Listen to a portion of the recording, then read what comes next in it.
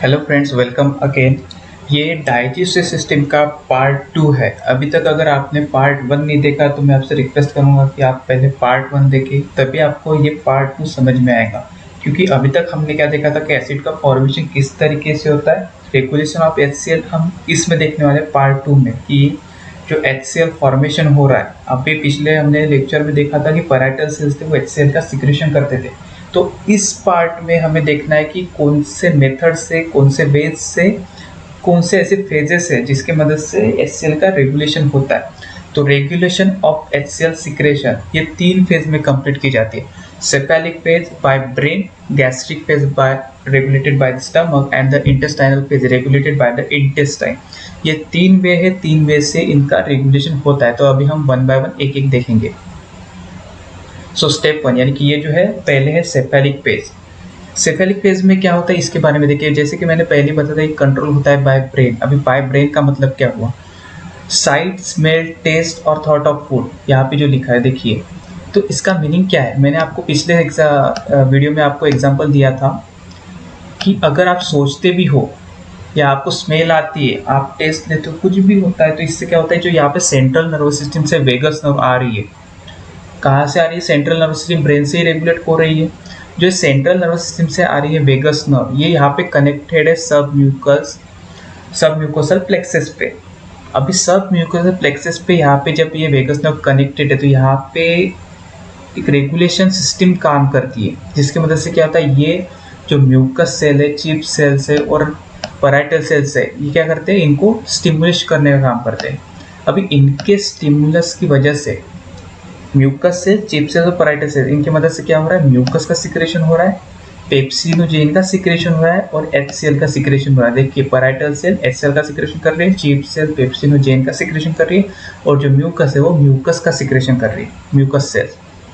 इसके साथ साथ यहाँ पे कुछ एंडोक्राइन सेल्स भी है, वो क्या कर रहे हैं, गैस्ट्रिन का रिलीज कर रहे हैं। गैस्ट्रिन को भी स्टिमुलेट करो, गैस्ट्रिन को रिलीज कर।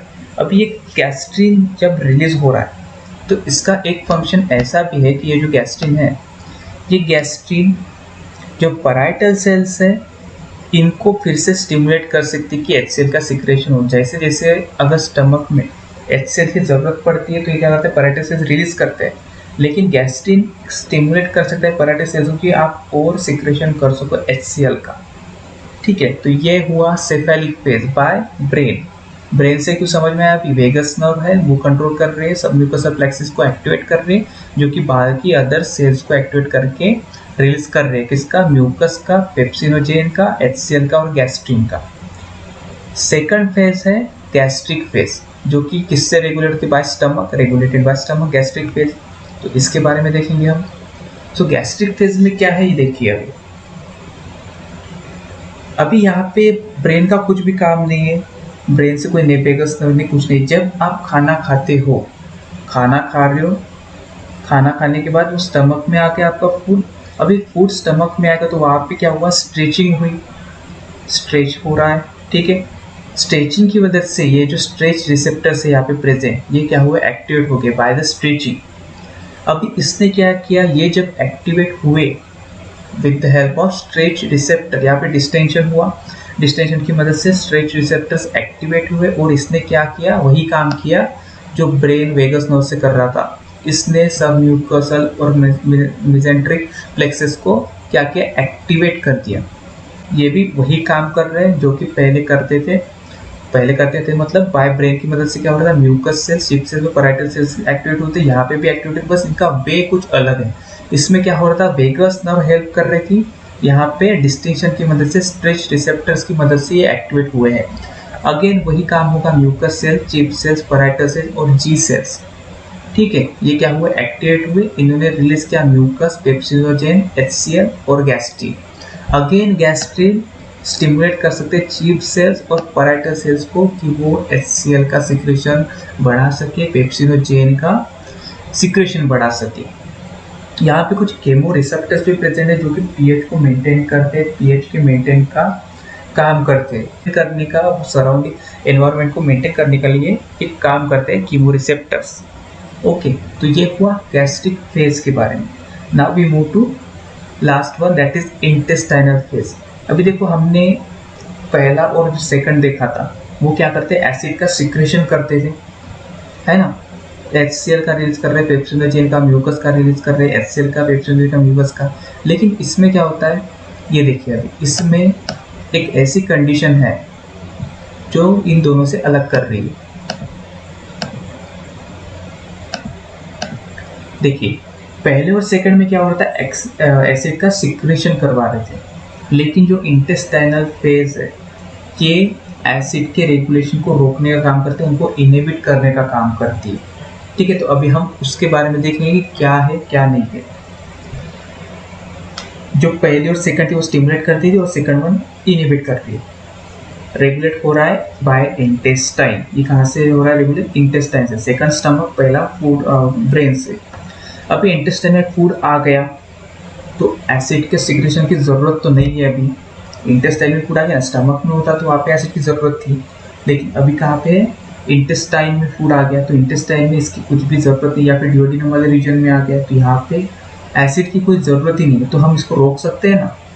तो यहाँ पे क्या हुआ, जो पार्शियली डाइजेस्टेड फूड है वो अभी कहाँ पे आ गया, डिओडिनम में आ गया। डिओडिनम में आने से जो स्ट्रेच और कीमो रिसेप्टर्स थे वो एक्टिव हो गए, duodenal stretch and the chemo receptors, ये क्या हुए, एक्टिवेट हो गए। इनके एक्टिवेटेड पे डिओडिनम के अंदर अब जो भी एंजाइम्स करेंगे, जो भी डिओडिनम के अंदर जो भी एंजाइम्स अभी काम करेंगे वो स्लाइटली अल्कलाइन पीएच पे ही काम करेंगे। ठीक है, कीमो रिसेप्टर्स ने क्या किया, मेसेंट्रिक प्लेक्सिस को इनहिबिट कर दिया, रोक दिया। देखिए ये जब डिओडिनल स्टेज और कीमो रिसेप्टर्स एक्टिव हुए, इसने क्या किया, मेसेंट्रिक प्लेक्सिस को इनहिबिट कर दिया, ये यहाँ पे इनहिबिशन का साइन है।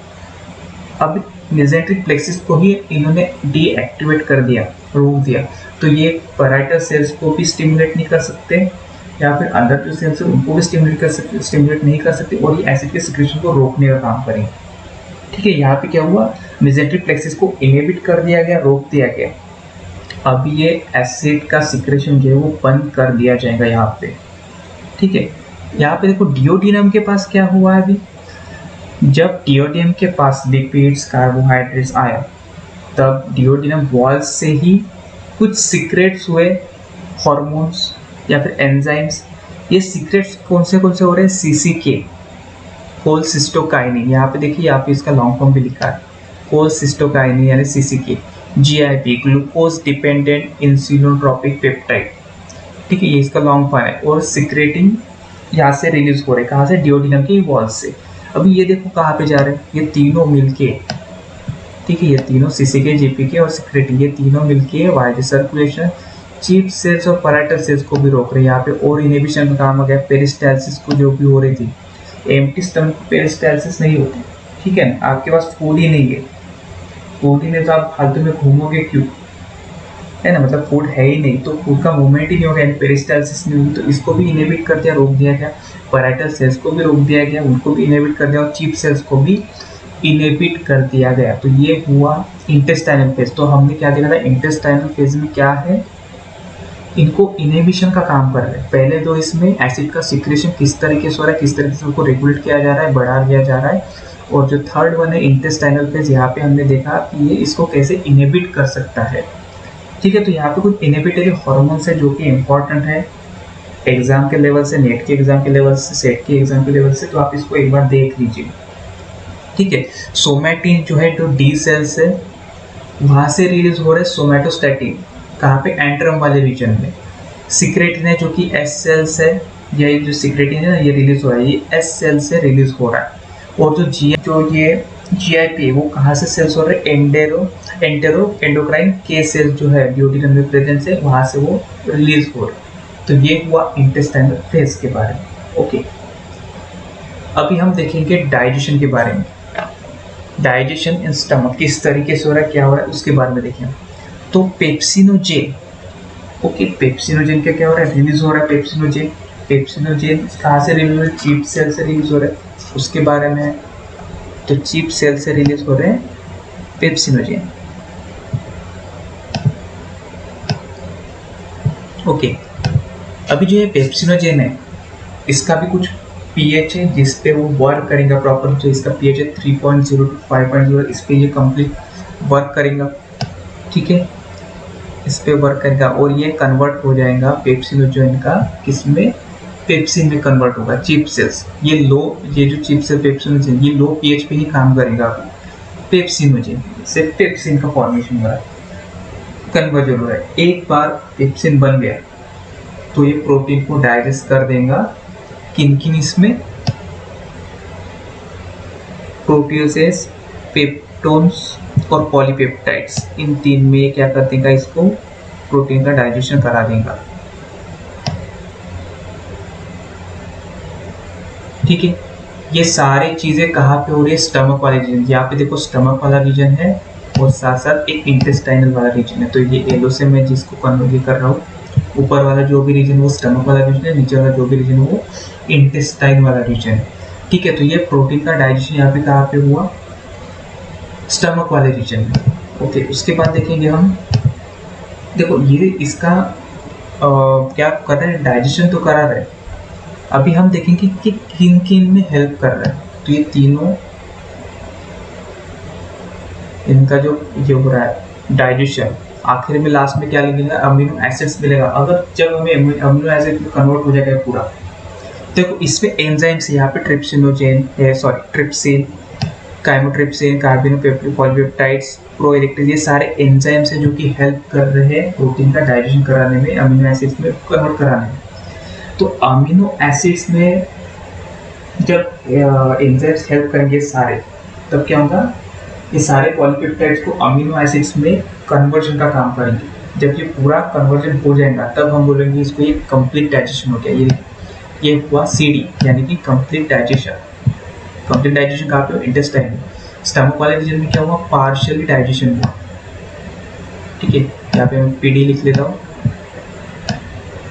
यानी पार्शियल डाइजेशन, यहाँ पे सीडी यानी कंप्लीट डाइजेशन। तो कंप्लीट डाइजेशन कंप्लीट डाइजेशन कहाँ पे होता है, तो अपना ऐसा सिंपल समझ है कि इंटेस्टाइनल रीजन में। क्यों, क्योंकि सारे प्रोटीन्स का कन्वर्जन हो रहा है अमीनो एसिड्स में, पॉलीपेप्टाइड्स में। जब इनमें कन्वर्जन हो जाएगा तब क्या होगा, सिंपल सा इसका कंप्लीट डाइजेशन हो जाएगा।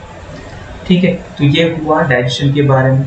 उसके अलावा हम देखेंगे अभी इंटेस्टाइन के बारे में, स्मॉल इंटेस्टाइन के बारे में पढ़ लेंगे। तो स्मॉल इंटेस्टाइन क्या है, ये एक मस्कुलर ट्यूब है, 5 to 6 मीटर लॉन्ग। फंक्शन इसका क्या है, डाइजेशन और एब्सॉर्प्शन। ठीक है, इनको भी 3 पार्ट्स में डिवाइड किया गया है, डियोडिनम, जेजुनम और इलियम। ओके, तो इनको 3 पार्ट्स में डिवाइड किया गया, यहाँ पे आई होना चाहिए। ठीक है, इलियम। तो डियोडिनम में क्या होता है, मेनली ये डाइजेशन होता है। यहाँ पे जो डियोडिनम वाला रीजन है, यहाँ पे क्या होता है, मैक्सिमम डाइजेशन होता है। सेकंड वन जो जिगुनम है, तो जिगुनम में क्या होता है इसके बारे में देखिए। यहाँ पे डाइजेशन जो है वो कम होगा।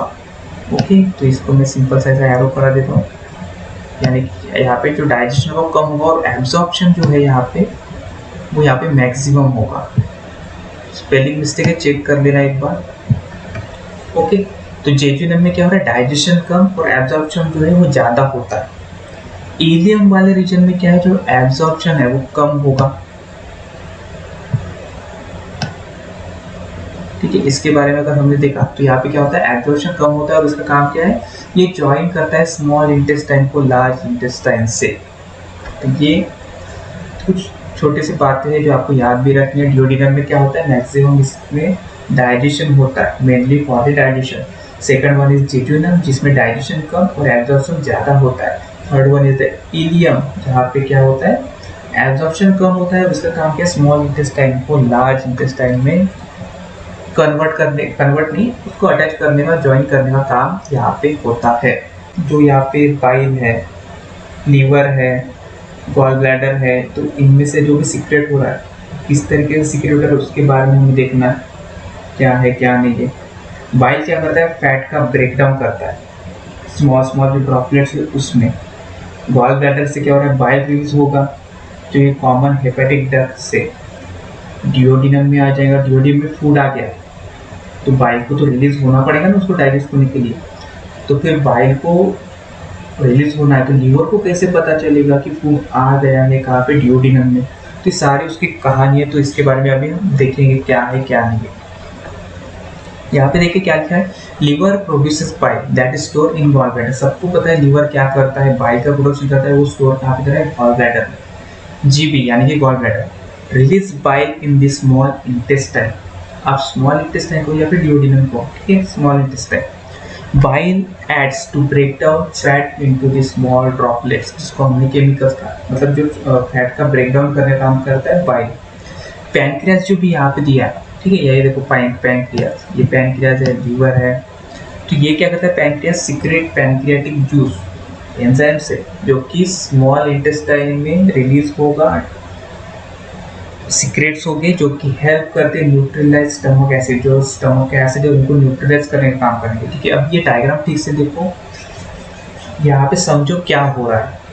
ये देखो यहाँ पे फूड आपका कहाँ पे, अभी ये वाले रीजन में, डिओडिनम और स्मॉल इंटेस्टाइन। ठीक है, यहाँ पे आपका फूड है, तो यहाँ पे फूड है, जब यहाँ पे फूड आता है तब क्या होता है, बाइल से या फिर गॉल ब्लैडर से रिलीज होता है बाइल। लेकिन मुझे एक बात बताओ, यहाँ पे जब फूड आता है तब के लीवर को, है ना, लीवर को, गॉल ब्लैडर को, इनको पता कैसे चलता है कि यहाँ पे फूड आ गया, अभी आपको रिलीज करना है बाइल। तो इसके लिए अभी यहाँ पे कुछ हॉर्मोन्स है, कुछ एंजाइम्स है जो कि एक्टिवेट होते हैं, स्टिमुलेट होते हैं। ठीक है, डिओडिनम स्मॉल इंटेस्टाइन, देखो यहाँ वाले, ये वाले रीजन से, यहाँ से क्या हो रहा है, रिलीज सीसीके। सीसीके का लॉन्ग फॉर्म सबको पता है, अभी यहाँ पे हमने देखा कोलसिस्टोकाइनिन। ओके, कोलसिस्टोकाइनिन, ये इसका सीसीके का लॉन्ग फॉर्म। तो यहाँ से क्या हुआ, सीसीके रिलीज हुआ। सीसीके ने किसको सिग्नल पहुंचाया, गॉल ब्लैडर। गॉल ब्लैडर को सीसीके ने क्या बताया कि फूड डिओडिनम में आ गया है, तुम्हारा काम है बाइल को रिलीज करना। ठीक है, बाइल यहाँ से क्या हुआ, गॉल ब्लैडर से बाइल रिलीज हुआ, तो यहाँ पे आ गया। सिंपल सी बात है, अभी यहाँ पे आ गया तो इजीली ब्रेक डाउन कर सकता है ना, यहाँ पे इजीली ब्रेक डाउन कर सकता है वो। कर देता हूँ, पहले सीसीके पे एक्टिवेट हो गया, सीसीके ने गॉल ब्लैडर को बता दी, और लास्ट में गॉल ब्लैडर ने डिओडिनम में बाइल को रिलीज कर दिया। अभी ये तो रिलीज हो गया, यहाँ पे देखो सीसीके यहाँ पे भी रिलीज हो रहा है, और सीसीके ने क्या किया, इधर पे जाके पैनक्रियाज को भी एक्टिवेट कर दिया, स्टिमुलेट कर दिया कि भाई डिओडिनम में फूड आ गया, तुम भी पैनक्रियाटिक जूस को रिलीज करो। तो ये कॉमन हेपेटिक डक्ट है, देखिए यहाँ पे आपको दिख रही है, ये हुआ, ये क्या है, कॉमन हेपेटिक डक्ट। तो इसके मदद से डिओडिनम में क्या होगा, एंजाइम्स को, बाइल बोलो, बाइल जो गैस्ट्रिक जूस जो भी है, वो यहाँ पे क्या हुआ है, सिंपली एंटर हो गए, जो कि फैट का डिपोजिशन करेंगे, उनको ब्रेक डाउन करने में हेल्प करेंगे। ठीक है, ये तो हुआ रोल सीसीके का। अभी यहाँ पे देखो और एक बात है, सीसीके के साथ यहाँ पे सिक्रेटिन भी स्टिमुलेट हो रहा है। सिक्रेटिन क्या कर रहा है, HCO3 यानी कि जो बाइकार्बोनेट है उसका रिलीज का काम कर रहा है। Okay, bicarbonate. अब यहाँ पे बाइकार्बोनेट का काम क्या है उसके बारे में समझो। ठीक है ना, बाइकार्बोनेट कुछ रोल होगा यहाँ पे जो कि रिलीज हो रहा है। तो बाइकार्बोनेट की मदद से क्या होता है, यहाँ पे जो एनवायरनमेंट है, वहाँ का जो भी एनवायरनमेंट उनको मेंटेन करने का काम करता है कौन, बाइकार्बोनेट, HCO3। तो HCO3 ये कहाँ से रिलीज हो रहा है, किसके मदद से हो रहा है, सिक्रेटिन जब स्टिमुलेट होगा तो क्या होगा, HCO3 का स्टिमुलेशन की वजह से HCO3 ये हो जाएगा, एक्टिवेट हो जाएगा, वो रिलीज हो जाएगा। Okay, bicarbonate. पर यहाँ पे जो भी अभी देखो जूसेस रिलीज हुए हैं, यहाँ से जितने भी जूसेस रिलीज हुए कॉमन हेपेटिक डक्ट की मदद से डिओडिनम वाले रीजन में, जूस कहो, एंजाइम्स कहो, तो ये अभी फिलहाल इनएक्टिवेटेड है। क्या है, इनएक्टिवेटेड है, हमें इनको एक्टिवेटेड करना, हमें मतलब वो एक्टिवेटेड किस मदद से होते हैं, किसके मदद से होते हैं, किसकी वजह से होते हैं, हमें उसके बारे में देखना है। जब भी ये रिलीज होते तब तो इनएक्टिवेट होते, तो इनका भी एक्टिवेशन किस तरीके से होता है, हमें उसके बारे में देखना है। देखो, activation of trypsinogen in the intestinal lumen में, इंटेस्टाइनल वाले रीजन में ट्रिप्सिनोजेन का एक्टिवेशन किस तरीके से होता है, ये उसके बारे में, तो हमें उसको बारे में देखना है। ओके, तो सिंपल सा मैं यहाँ पे अभी क्या करता हूँ, एक पैनक्रियाज निकाल देता हूँ, ये आपको सब समझ में आ जाएंगे इजीली। मेरी ड्राइंग खराब है तो इसको आप कंसिडर करो ये पैनक्रियाज है। ओके, आपको समझ में आना चाहिए, इसके लिए मैं आपको एक एग्जांपल बता रहा हूँ, पैनक्रियाज है।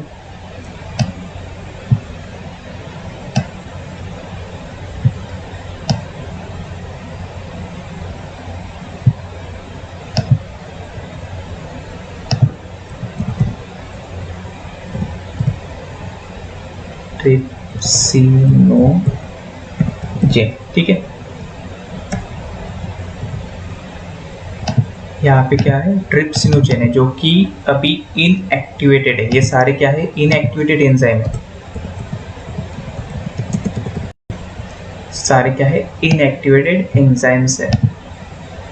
ओके, ट्रिप्सिनोजेन, ट्रिप्सिन, इनका भी हमें एक्टिवेशन कराना है, मतलब ये एक्टिवेशन किस तरीके से, तो उसके बारे में है। तो देखो ट्रिप्सिनोजेन, इसका एक्टिवेशन या फिर इसका जो कन्वर्जन है वो ट्रिप्सिन में होता है। ये सब आपको पता ही है अभी, ट्रिप्सिनोजेन का कन्वर्जन किस में था, ट्रिप्सिन में। तो ट्रिप्सिन में किस तरीके से था उसके बारे में समझा तो ट्रिप्सिन। ओके, तो ये सारे एंजाइम्स को एक्टिवेट कराने में हेल्प करता है जो इंटेस्टाइनल एपिथेलियल सेल्स है।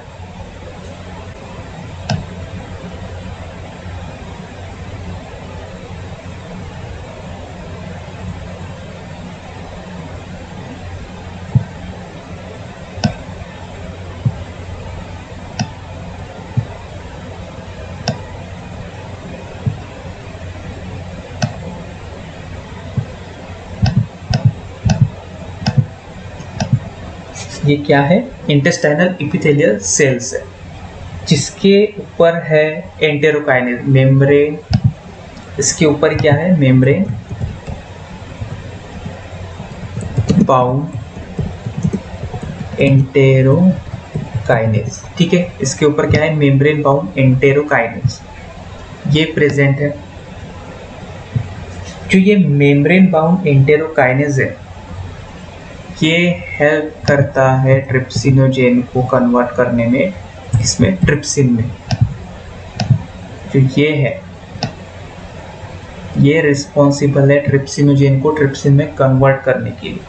यहाँ पे स्टेप समझिए किस तरीके से क्या हो रहा है। पहले तो एक्टिवेट होगा ट्रिप्सिन, यानी कि ट्रिप्सिनोजेन पहले ट्रिप्सिन को एक्टिवेट करेगा, ठीक है ना। ट्रिप्सिन को एक्टिवेट करेगा, और जो ट्रिप्सिन है ये बाकी के जितने भी इनएक्टिवेटेड एंजाइम्स है, ओके, उनको एक्टिवेट करने का काम करेगा।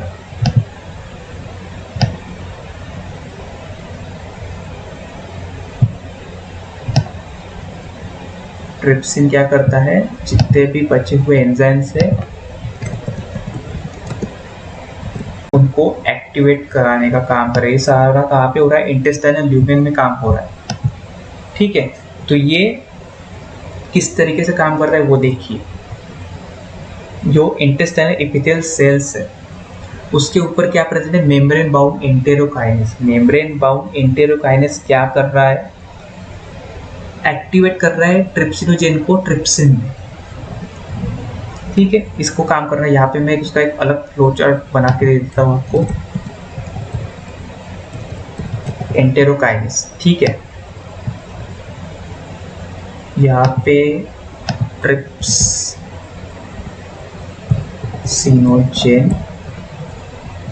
इसका कन्वर्जन किस में हो रहा है, सबको पता है अभी, ट्रिप्सिन में।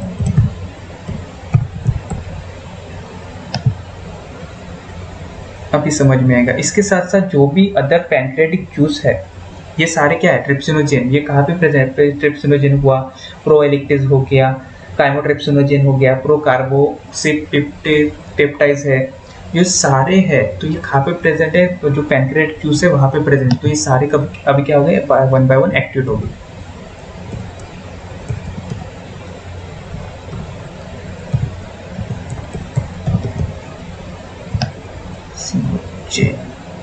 ये भी क्या हो रहा है, कन्वर्ट हो रहा है किसी में,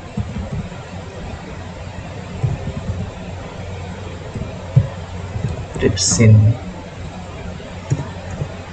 उसके बाद प्रो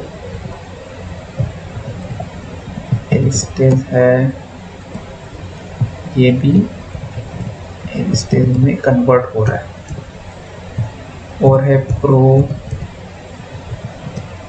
कार्बोक्सीपेप्टाइज, ये भी हो रहा है।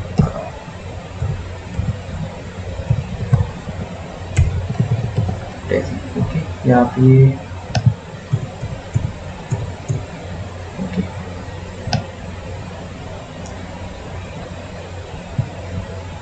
ठीक है, यहाँ पे जगह कम होने की वजह से यहाँ पे ठीक से आ नहीं रहा। ठीक है, आपको समझ में आ जाएगा अभी क्या लिखा है, मैंने समझ में नहीं आ रहा होगा किसी को तो अभी समझ में आ जाएगा। एंटेरोकाइनेज है, ये एक इंपॉर्टेंट टर्म है एंटेरोकाइनेज, जो कि सबको एक्टिवेट कराने का काम कर रहा है। सबको नहीं, ये किसको एक्टिवेट कर रहा है? ट्रिप्सिनोजेन को एक्टिवेट कर रहा है। किसमें? ट्रिप्सिन में। ये ट्रिप्सिनोजेन है, इसको एक्टिवेट कराने का काम कौन कर रहा है? एंटेरोकाइनेज।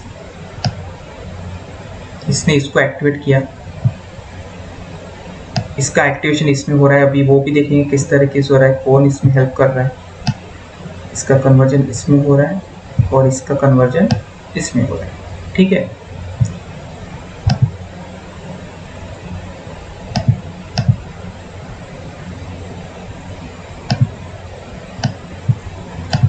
तो पहले हमने क्या देखा था? ट्रिप्सिनोजेन का एक्टिवेशन हो रहा है ट्रिप्सिन में। अगर मैंने इसको नंबरिंग दे दिया तो क्या हुआ? ये पहला नंबर, ये जो है ट्रिप्सिनोजेन, ये हुआ सेकंड, इसका कन्वर्जन हो रहा है ट्रिप्सिन में, ये हुआ थर्ड नंबर। अभी जो ट्रिप्सिन है ये इन तीनों को एक्टिवेट करेगा। कौन? ट्रिप्सिन। ठीक है, इन तीनों को एक्टिवेटेड होने के लिए किसका जरूर हो एक्टिवेट होना जरूरी है? ट्रिप्सिन का। ट्रिप्सिन किसके मदद से एक्टिवेट हो रहा है? एंटेरोकाइनेज की मदद से एक्टिवेट हो रहा है ट्रिप्सिन। तो अब ये ट्रिप्सिन क्या कर रहा है? इसको भी एक्टिवेटेड करा रहा है, यही ट्रिप्सिन इसको एक्टिवेट कर रहा है और यही ट्रिप्सिन इसको एक्टिवेट कर रहा है। इनका फॉर्मेशन होना चाहिए। सारे क्या है? पैनक्रियाटिक जूस है। So trypsin activated through the trypsinogen with the help of enterokinase and after that they activated remaining enzymes, जो कि ये 3 है। तो ये सिंपल सा कंसेप्ट है कि ये एक्टिवेशन किस तरीके से हो रहा है ट्रिप्सिनोजेन का, जो कि इंटेस्टाइनल लुमेन में प्रेजेंट है। तो आपको समझ में आ गया, जब ये रिलीज होते हैं सारे एंजाइम्स, ये सारे इनएक्टिव फॉर्म में होते हैं, उनको एक्टिवेट कराने का काम कौन करते हैं? Membrane bound enterokinase. और ये CSIR नेट में एक बार क्वेश्चन पूछा था। ठीक है, तो ऐसे क्वेश्चन भी एग्जाम से पूछते, तो आपको ये क्लियर होना चाहिए ताकि कोई भी एग्जाम हो आप इसका सिंपल सा आंसर दे सको। तो ये है सारा पार्ट 2 में जो अभी हम देखा डाइजेस्टिव सिस्टम के बारे में, इसमें हम इतना ही देखेंगे। अगर आपको लगता है कि आपको कोई दूसरा टॉपिक चाहिए तो आप यहाँ पे कमेंट भी कर सकते हो, या फिर मैं अपने हिसाब से जो प्लेलिस्ट है उस हिसाब से मैं क्या करूँगा, एक एक टॉपिक डालता रहूँगा। ठीक है, आपको अगर इसमें कुछ क्वेरी है तो आप यहाँ पे कमेंट कर सकते हो, लाइक कीजिए, सब्सक्राइब कीजिए। ठीक है, तो थैंक यू।